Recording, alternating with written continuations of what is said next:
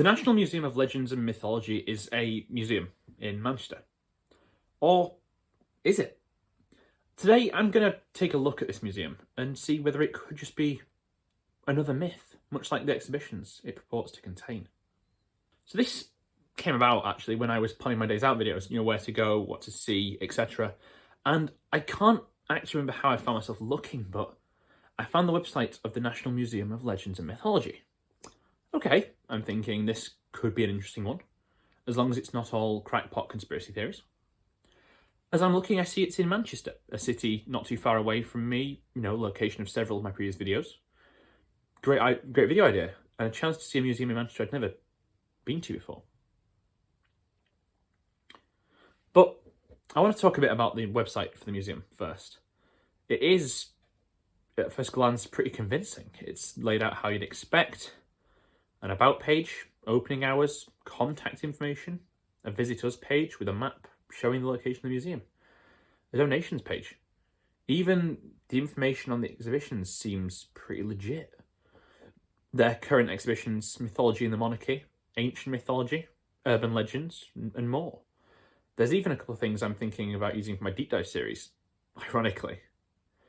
And yet, there were clues that something was amiss, something about this place that I should have spotted. I'd never heard of this museum before, never seen it advertised or signposted, never even heard of it mentioned. This is in a city where I went to university, and I spent years exploring Manchester. Never came across this place before. But it all seemed so real. The day I went, it was raining, but I had an address. Near Manchester's to Chinatown, just off the streets I'd walked down maybe a dozen times before. Suppose I'd never taken a look down the side streets before, but why did I need to? I had the actual map from the museum's own website, and yet there didn't seem to be anything where it should have been.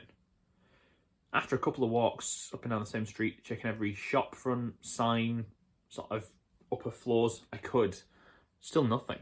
I stopped, had a quick look on the internet. The place was definitely right, and yet there was no museum, just a local branch of a bank. I left disappointed and went home. It was too wet to keep looking.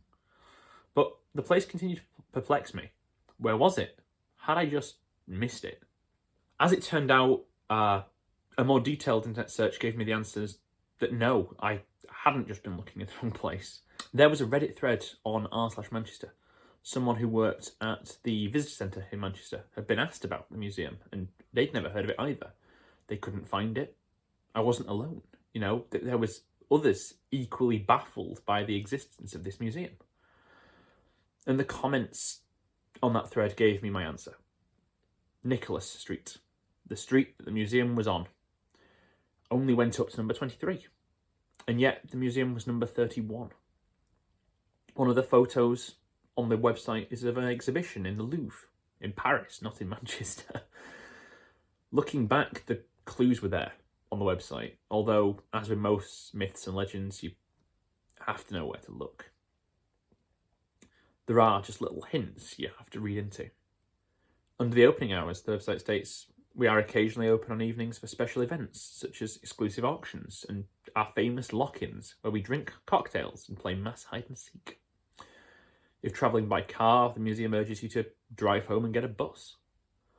And perhaps the jewel in the crown of this hoax is the donations page. Just fill in the details in the form. But there's no request for card details, anything like that. Just an amount and a name. So let's say I'm D.B. Cooper, famous mystery plane hijacker who disappeared without a trace in 1971. And let's say I'm donating £51 after Area 51. All I get is the message, your donation of £51 was too low to be worth our while. Do better. Well played. Well played. I did send an email to the link on the website, hoping to get a comment from whoever is running the site, but all I got was an auto reply, which said, thank you for your inquiry. All our staff are currently occupied with another slightly more urgent issue, and so we're unable to deal with your query right now. Please accept our apologies. I assume that was just another part of the joke, and I haven't heard anything back since. And so, The National Museum of Legends and Mythology. Just another myth. A convincing hoax.